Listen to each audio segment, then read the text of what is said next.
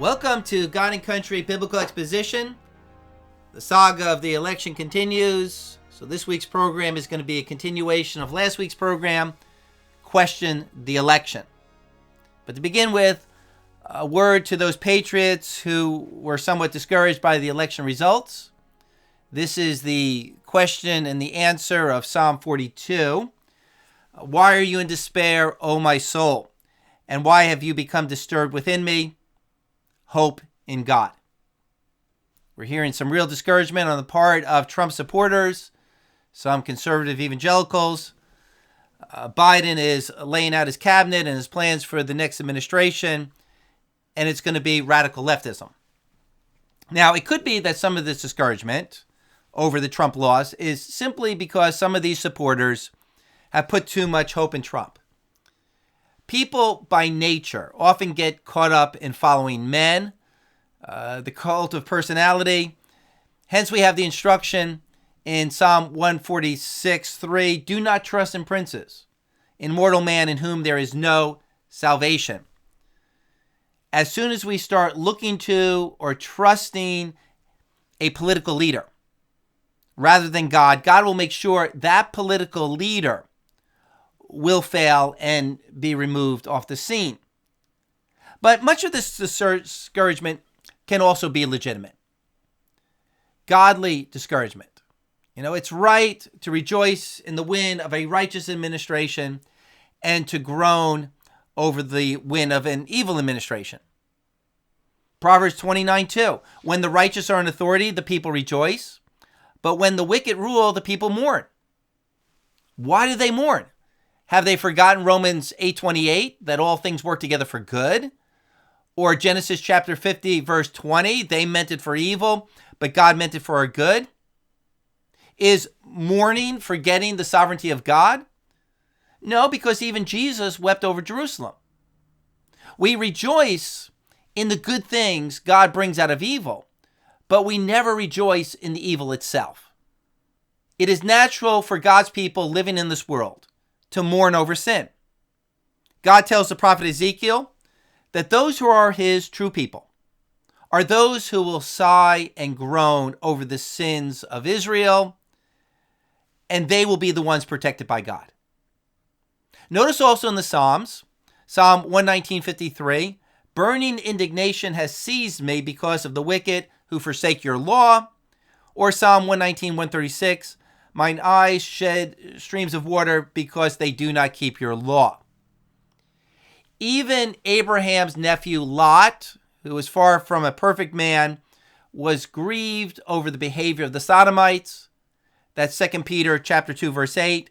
For by what he saw and heard, that righteous man, while living among them, felt his righteous soul tormented day after day by their lawless deeds. Do you feel your soul tormented by lawless deeds? That's really a good sign. So there's godly sorrow over sin and worldly sorrow, that misplaced hope in man. But I want to address this legitimate godly grief when evil prevails in the land, when, wicked kings ascended the throne of Israel, when there were Roman emperors who persecuted the church, when Satan and his people seemed to win and flourish for a time. Lamentations chapter 1, verse 16, for these things I weep. My eyes run down with water because far from me is a comforter, one who restores my soul. My children are desolate because the enemy has prevailed. Now, first-time listeners to this program or any right-leaning media site might think this sure is partisan, that I'm saying the Democratic Party is the reign of evil and the Republican Party is the reign of righteousness. Well, actually, that's what I'm saying. And I've explained this many times on this program, that there is not a moral equivalency between the two parties.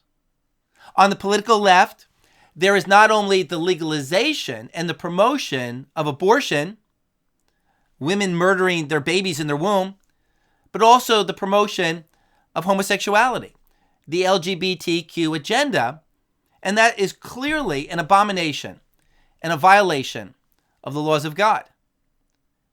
And don't tell me that the left makes up for all of that by being righteous in regard to welcoming the illegal immigrant, by providing health care for the poor, by being anti-racist, and being against global warming. Let me throw up a slide to help explain this, because this is actually how some people think.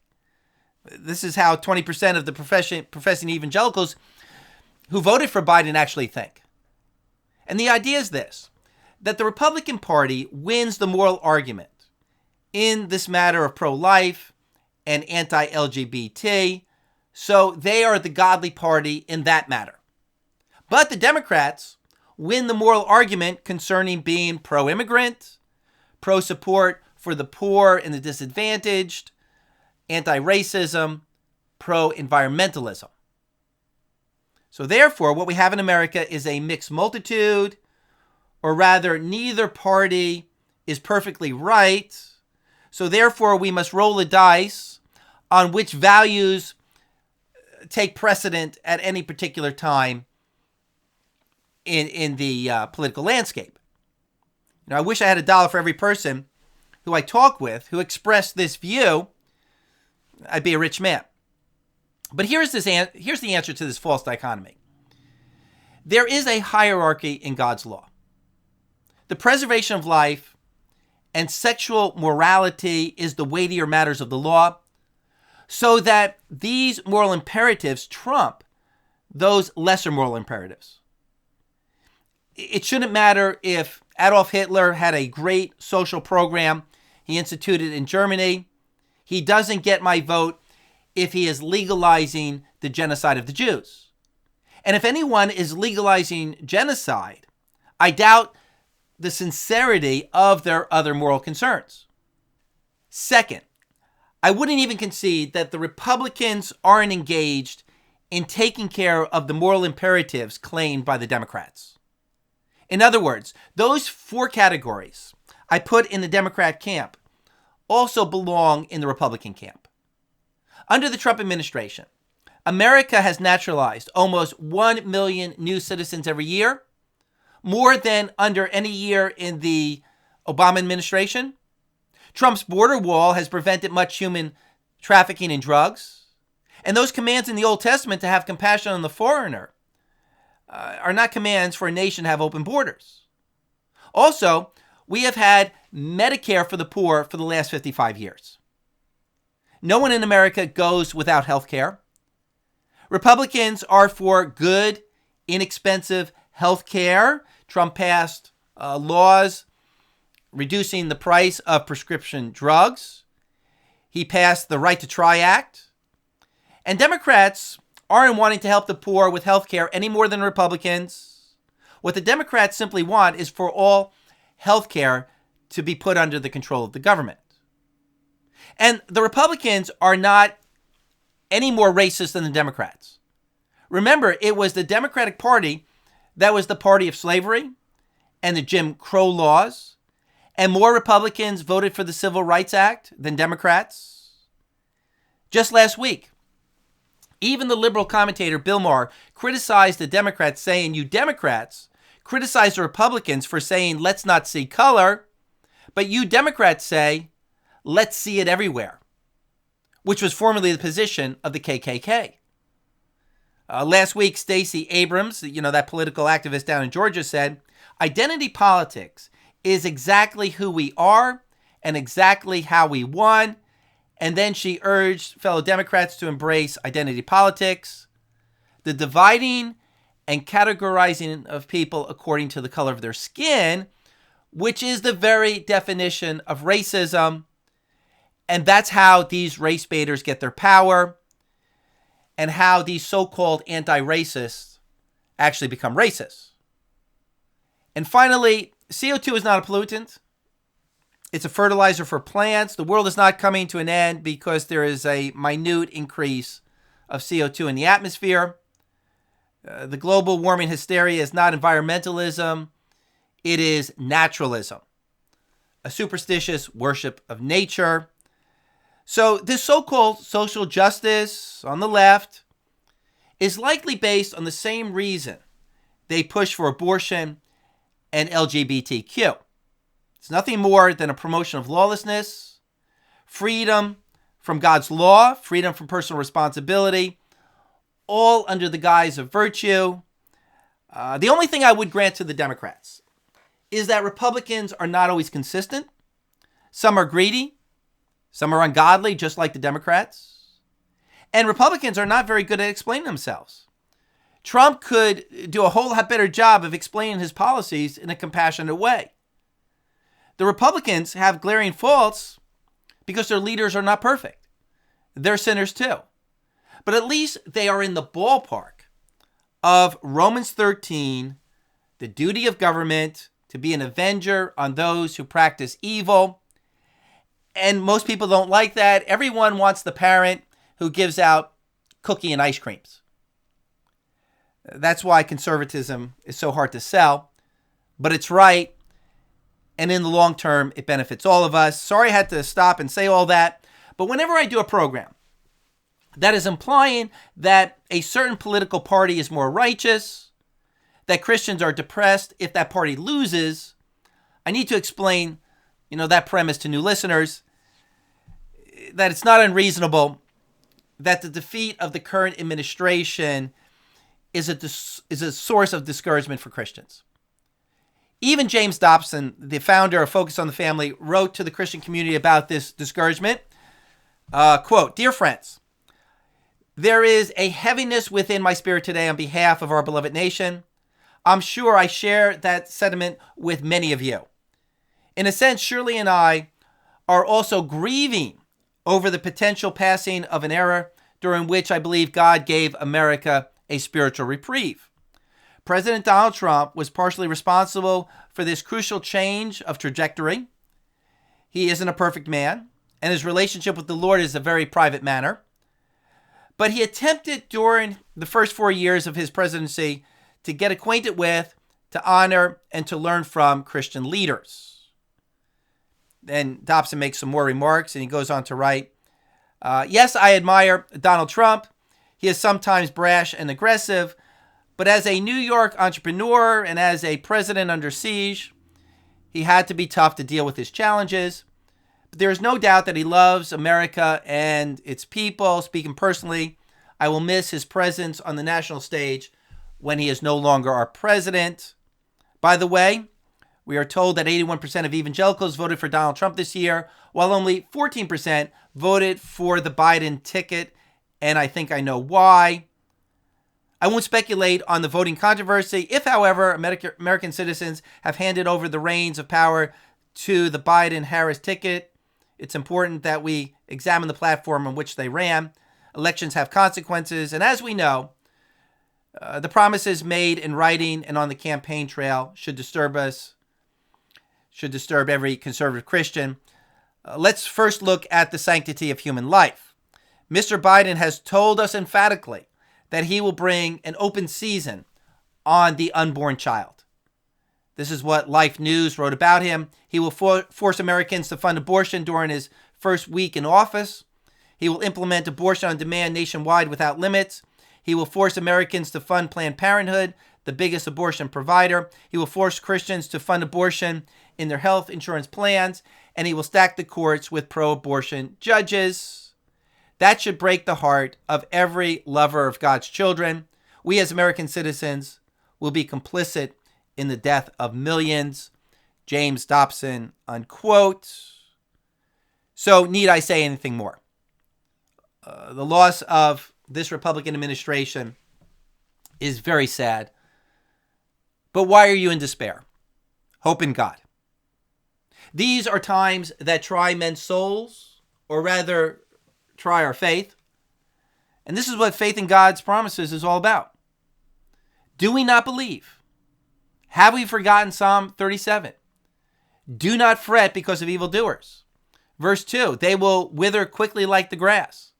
Verse 8, cease from anger and forsake wrath. Do not fret, it only leads to evil doing, like unnecessary protests. Verse 9, for evildoers will be cut off. Verse 10, yet a little while and the wicked man will be no more, and you will look carefully for his place, and he will not be there. Verse 13, the Lord laughs at him, for he sees his day is coming. Verse 15, their sword will enter their own heart, and their bows will be broken. Do we believe that psalm? Or how about Proverbs chapter 3 that a friend sent me after the election? Proverbs 3:25. Do not be afraid of sudden fear or of the onslaught of the wicked when it comes, for the Lord will be your confidence, and he will keep your foot from being caught.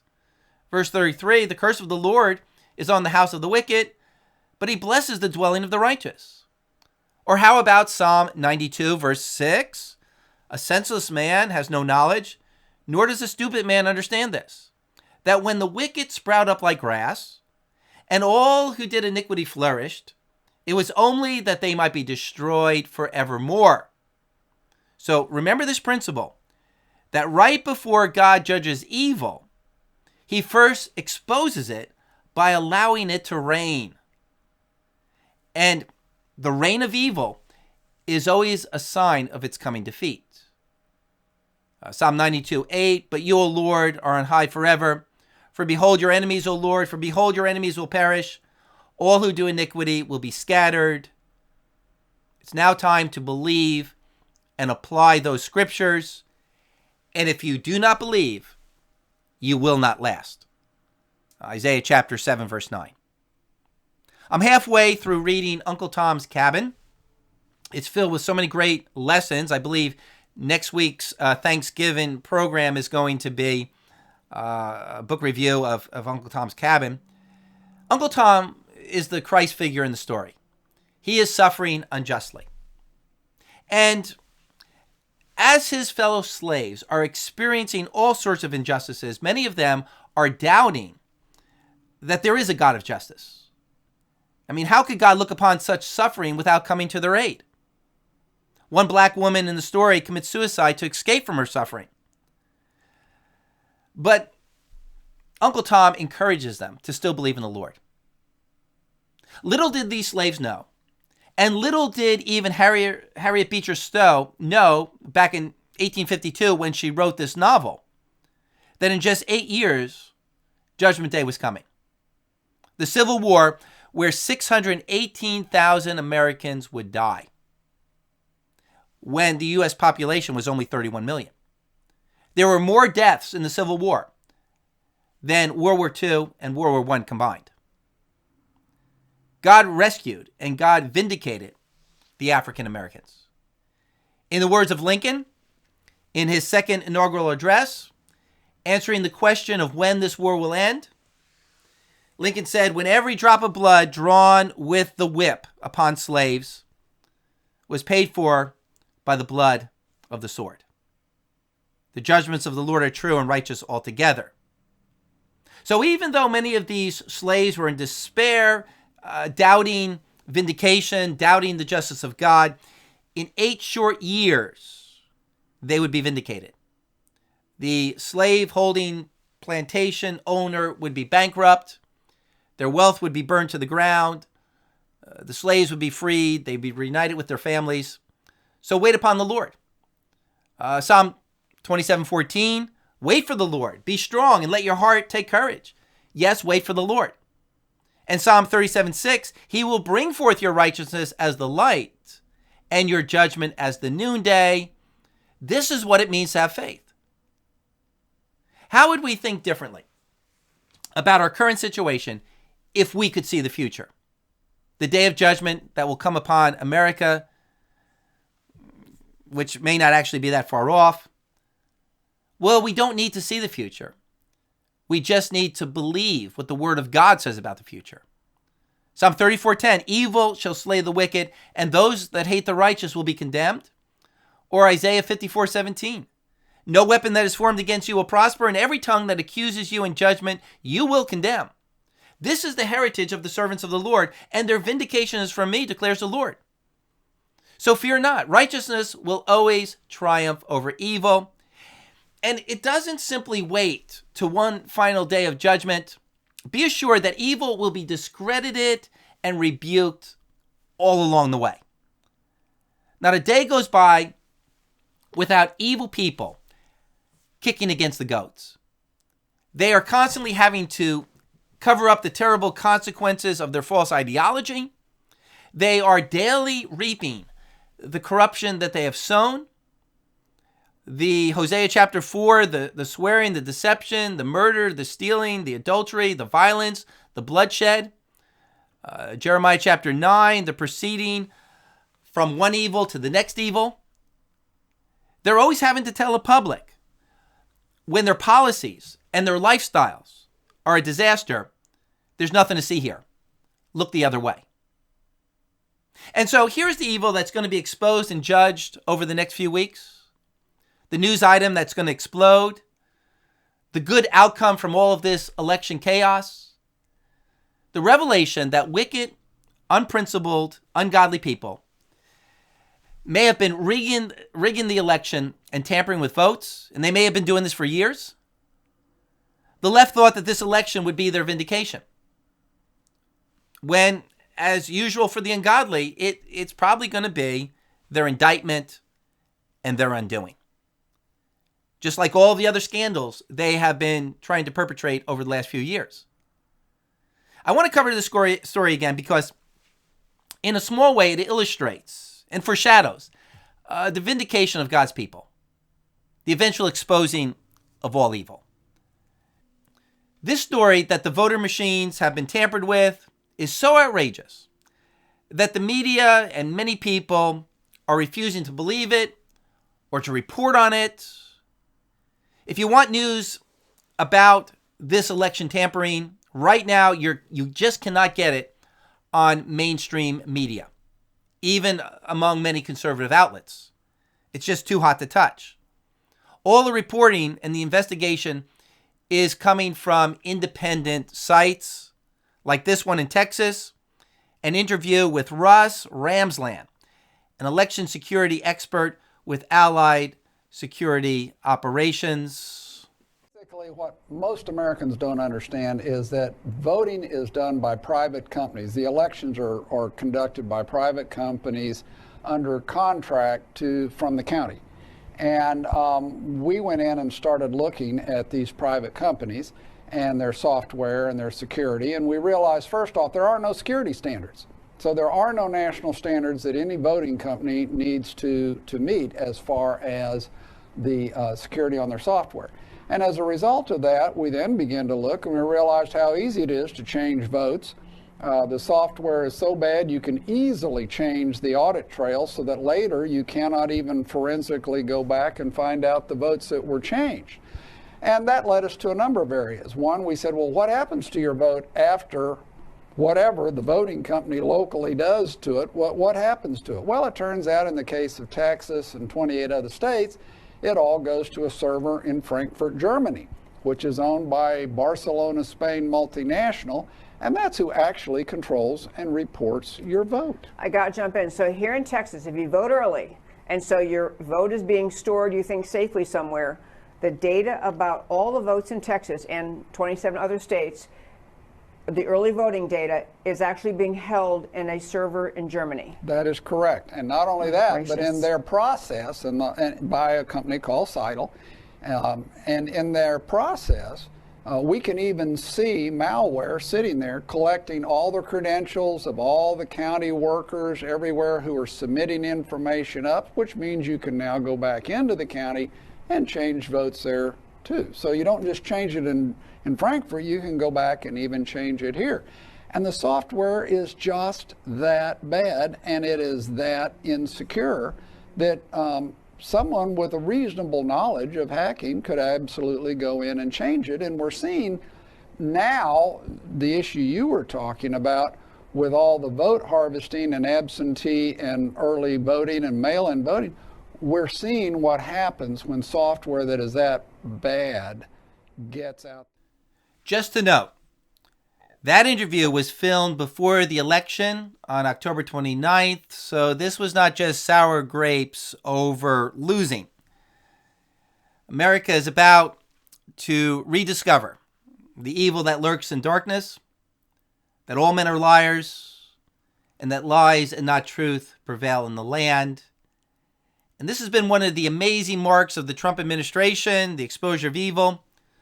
When the swamp is drained, you see all the creepy crawlies that were in the swamp. Since the Trump administration, the public has finally discovered how the press is the propaganda arm of the Democratic Party. Their bias has been exposed for everyone to see. We've also discovered how politicians will promote and believe outrageous lies against their opponent. There has been the exposure of all sorts of movements trying to undermine American values, the America's founding, even the very existence of America, through the agenda of BLM and, the New York Times, the Washington Post, the social media censorship, the cancel culture, the Marxist critical theory, globalism. One thing we can be assured of, God is so moved in the political events over the last few years to show us the Antichrist spirit that's pervasive in the world. This is all for our education. This is all to warn us. So here's the story.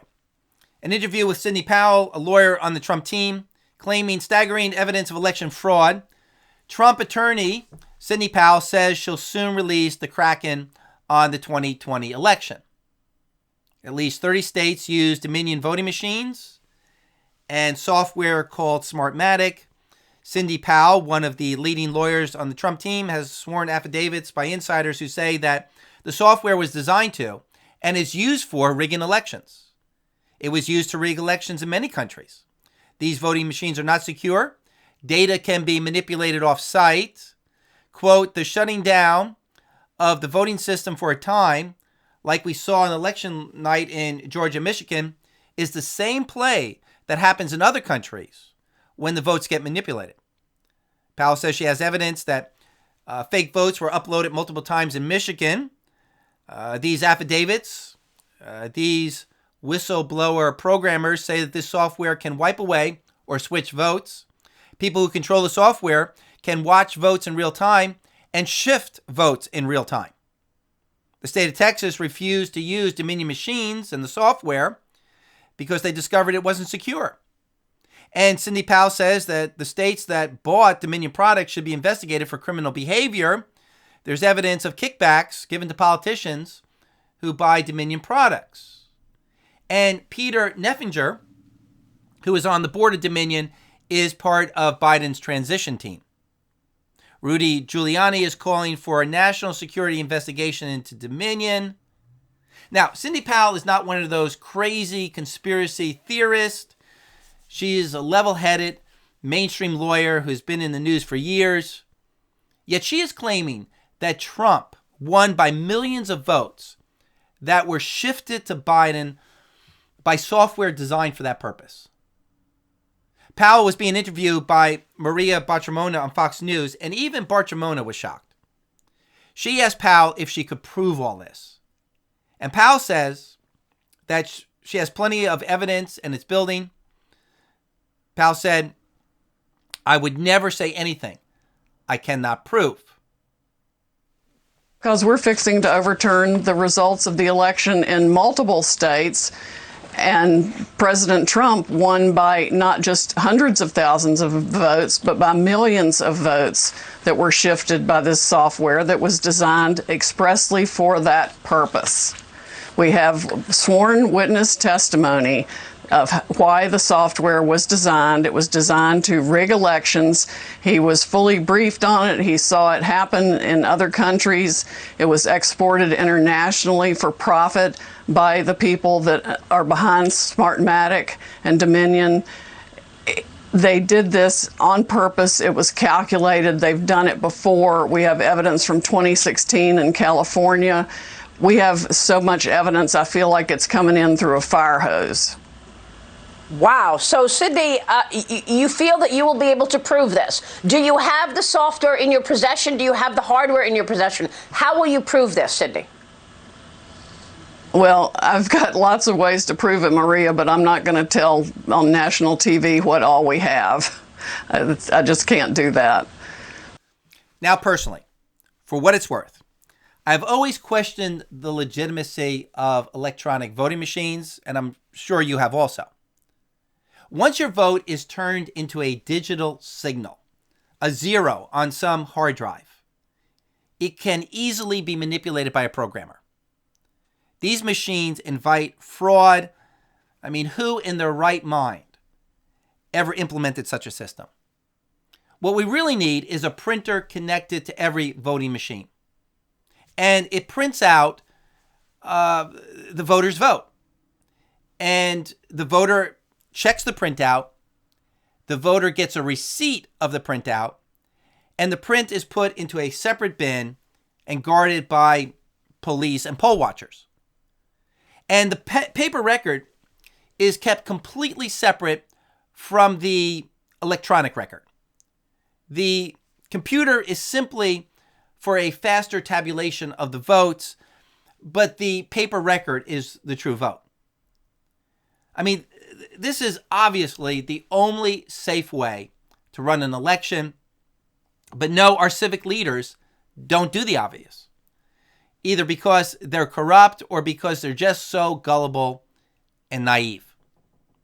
Here's an article citing a piece in the New York Times back in 2018.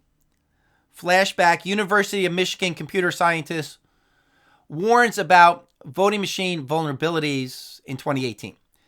In April of 2018, the New York Times published an opinion video featuring Alex Halderman, a University of Michigan computer scientist, demonstrating how easily it would be to rig a voting machine.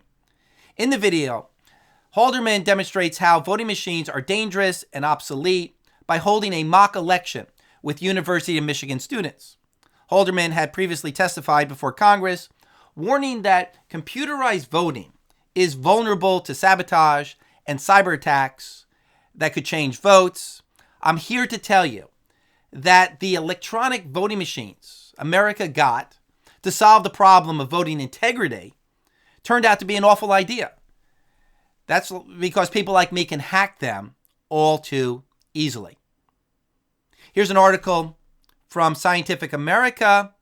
An expert on voting machines explains how they work. Although the technology used in voting continues to evolve, it remains vulnerable to both malicious and unintentional errors. To protect the system against both, explains Douglas Jones, a computer scientist at the University of Iowa and co-author of the book Broken Ballot, election officials need to be able to check and double-check election results. The article then goes on to explain how states got rid of all of those old punch cards machines and those mechanical lever voting machines, and they were replaced with direct recording digital electronic voting machines. But, says this expert, they were extraordinarily problematic for security reasons. A fundamental flaw of direct recording voting machines. All of those machines end up being completely impossible to audit. There is no way to know whether the machine was honest or not, short of taking it apart and actually being able to inspect the mechanism. We have no good way of doing that with software. There is a complete lack of any auditable records of the count, so you have to completely trust programmers, and that's a real problem. Do you think? So imagine what's going to happen if this all turns out to be true. Dominion insiders, someone controlling the software, manipulated the vote. Just like when we learned the Russian collusion story was a big hoax. But this is even bigger. It's going to be a major upheaval in America. The election results are going to go to the Supreme Court. We might have to have another election. And people are going to lose their trust in government, which might be a good thing because the whole basis for leftism is an undying trust in the power of government. And it's good that it's undermined. At the very least, we're going to learn from this what I pointed out last week, Psalm 116. All men are liars. Romans chapter 3, with their tongues, they keep deceiving.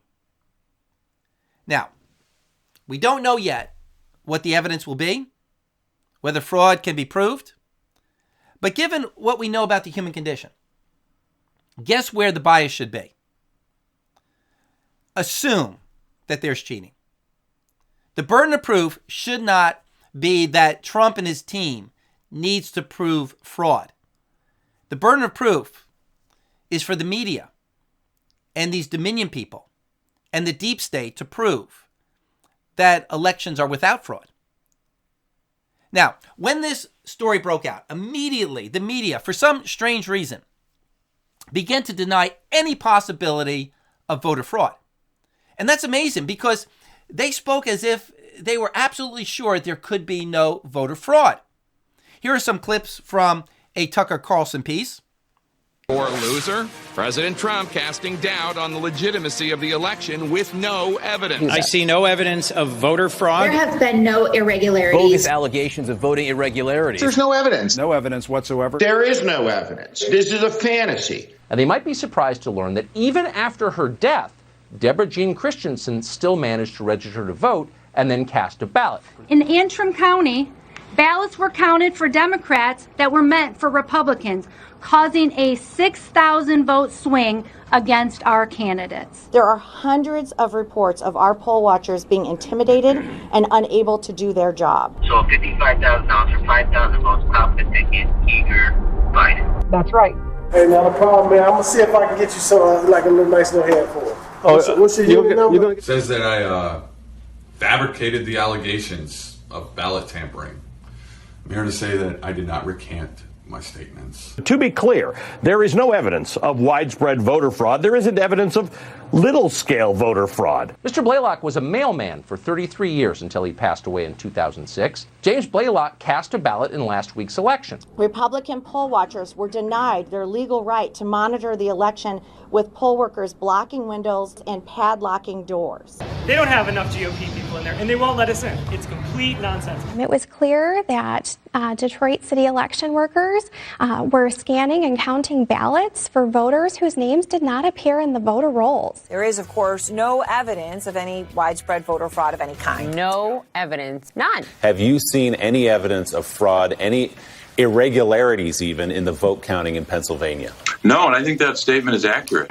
Supposedly observing, but we can't see. And I will tell you, there is corruption at the highest level in the city of Philadelphia. Tell us how many ballots approximately went through that process that you had no chance to observe? About 125,000, maybe more. If the question is, are the Democrats stealing votes in Philadelphia, my answer is the Pope Catholic? We need to be very clear and precise about this. There is no evidence at all. Actually, there is none. There's no evidence. There's no evidence of that. Absolutely no evidence. There's no evidence of voter fraud. The lack of any significant irregularities anywhere. We have received over 100 incident reports of irregularities. So according to the media, there is no evidence whatsoever. Notice no one is asking these media pundits, what if it comes to light that Dominion voting machines have been tampered with? That votes were switched from Trump to Biden? What will they say then? Why aren't they even considering that possibility? New York Times article, no Dominion voting machines did not delete Trump votes. Here's an article from PolitiFact. No evidence. Dominion voting systems caused widespread tabulation errors that flipped votes for Biden. Well, of course there's no evidence. It's impossible to audit these machines. So this was their knee-jerk reaction to Trump forwarding a tweet that Dominion voting machines deleted 2.7 million votes for Trump nationwide. Also, to counter Trump's tweet, a group of top cybersecurity officials said in a statement Thursday that the November 3rd elections were the most secure in America's history. Well, that's crazy. You know, the most secure. The first rule in writing or speaking is never use superlatives. Quote, the committee, which was composed of members from the Cybersecurity and Infrastructure Security Agency, the CISA, and election officials, countered President Trump's claims of voter fraud. Again, so how do they know this for sure? When other people who actually do the programming are testifying that the software was tampered with. Trump responded the other day by firing that cybersecurity chief, Chris Krebs. And it's kind of reasonable that Trump fired him, because it's unwise and it's premature to go to the media claiming that there is no election fraud before an investigation has even taken place. That's like the media saying that Trump colluded with the Russians before an investigation had taken place. Even if Krebs thought that he was right, he should have said something like, given what I know right now, the election was secure, but we're waiting on other evidence to the contrary. That would be a reasonable response to the media. His confidence should have been tempered with some political reality, and then he'd still have a job. Here's an interesting story. Republican Congressman Denver Ringelman from Virginia, he said, quote, Trump and his followers are on a crazy train with unhinged election conspiracies. But Ringelman will not be going back to Congress in January. Ringelman supports gay marriage. And so he lost in the primary to a more conservative Republican, Bob Good. Quote, Ringelman angered Virginia Republicans by officiating at a wedding between two men a year ago and was defeated in the Republican primary last summer by Bob Good, who describes himself as a biblical conservative. But isn't it interesting how your moral worldview affects whether you trust or do not trust the election results? So if you want to look more into this, check out this article on Grabian News, National Election Fraud, Evidence of National Chicanery During America's 2020 Presidential Election. And the article lists all of the irregularities that have been discovered so far. Known glitches in the software that favored Biden, an unheard of 90% voter turnout for Biden in some cities when voter turnout in similar cities was only 50%. Unusual last-minute arrivals of mail-in ballots. Biden outperforming the vote count of President Obama in some areas.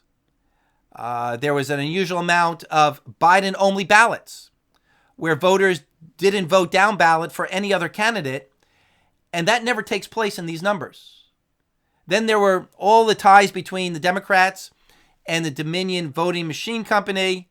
And it's also unusual that Republicans won so many seats in the House, yet didn't win the presidency. There were 27 contested House seats, and the Republicans won all 27.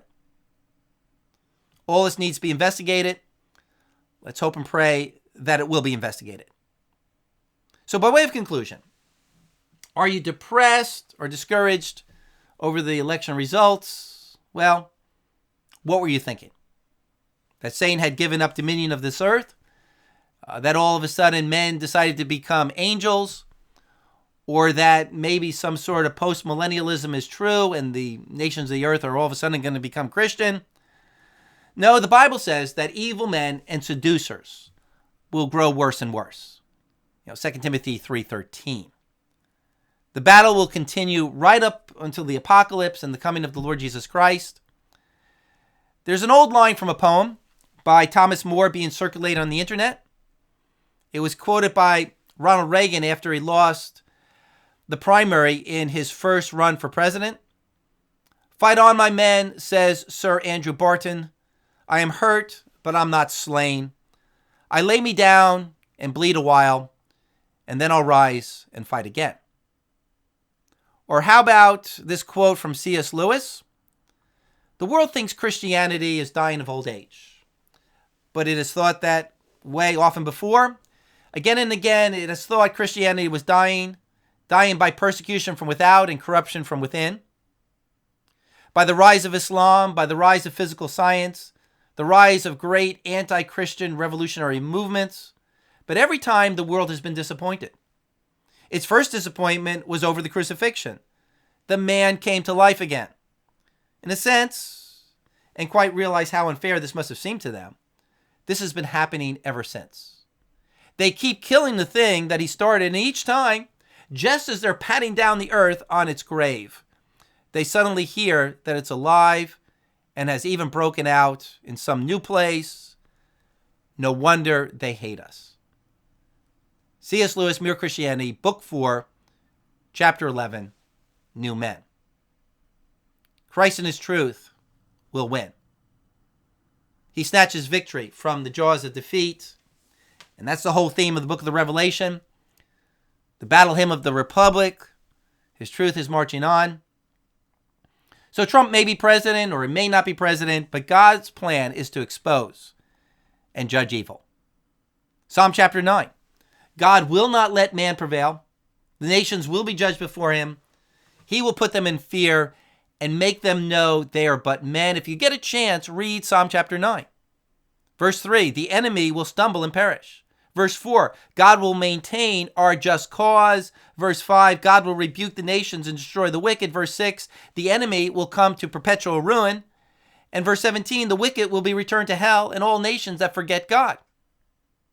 That's some encouragement there. Now, some listeners have asked me, what are we supposed to do? We feel so helpless. Well, if we're not called to be an investigative reporter, if we're not called to audit the votes, there is not a whole lot we can do. All we can do is be 100% faithful to the calling that God has upon our lives. We can post on social media, we can spread information, but most important, we can exercise faith and believe, and we can pray. Faith and prayer make a huge impact. It's by our prayer that God raises up lawyers like Sidney Powell and organizations like Judicial Watch and the Family Policy Council and the Alliance Defending Freedom and many other honest, good civil leaders who promote righteousness. So pray that righteousness would be exalted, that evil would be exposed. That's a wrap. Thanks for including God and country as just one small part of your discipleship in the Word. Don't forget to like, to comment, to share, to subscribe, and may Jesus Christ reign.